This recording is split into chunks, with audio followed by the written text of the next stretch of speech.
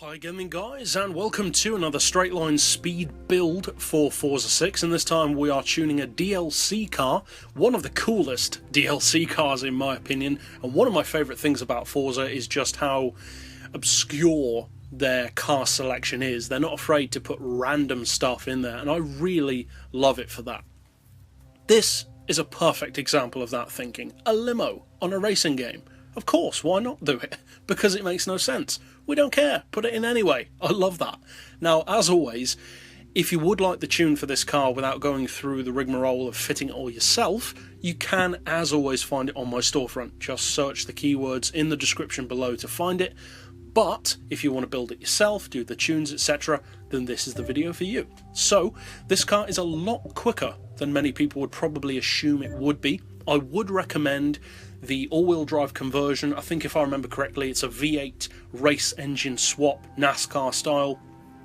And as you can see, for a limo, it's pretty quick, to say the least. Fit it with drag tyres, which I don't think I have if I remember correctly, and it could go even quicker. Now for the gearing, I would recommend a final drive of 5, which is much higher than we'd usually do. Then for first, 2.89, then 2.05, 1.5, 1.15, 0.95 and 0.63. Then for the rest I've basically done what I usually do, which is neutral or default on many things. So neutral camber, neutral toe. I personally like a high caster. We've rounded off the anti-roll to 25.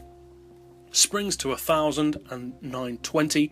I've got the ride height on 5.5 to allow for a bit of sway under acceleration, in particular for that launch. For the dampers, I've rounded them off to 8, 7, 6 and 5, and then finally for the diff, which is primarily, of course, if you do have it as an all-wheel drive model, I would recommend a balanced split of 64%. So now, as we always do, let's take it out to a track to see if this crazy car can reach that crazy speed.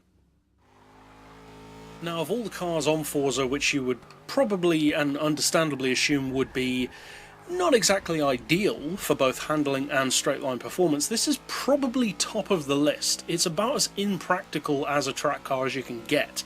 Probably the closest thing to the Mercedes racing truck, which incidentally I also absolutely love. But the ironic thing is, this is a brilliant track car, especially with all-wheel drive. It has far better handling than you'd ever assume it would. It even makes a great drift car due to the counterbalance of its length.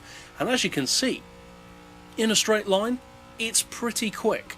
Now, I've geared it in such a way so that you can get basically the best launch to embarrass supercars off the line, but the longer gearing of the final gear in particular, the 6th gear, is in such a way so that it doesn't launch up to its top speed instantly, but it's got kind of a slow and steady, effortless pace that just builds. As you can see, it doesn't quite reach the quoted top speed, but it's pretty close to it, and for a limo, it's rapid. So if you'd like other builds like this in the future, be sure to subscribe down below. But for now, as always, thanks for watching.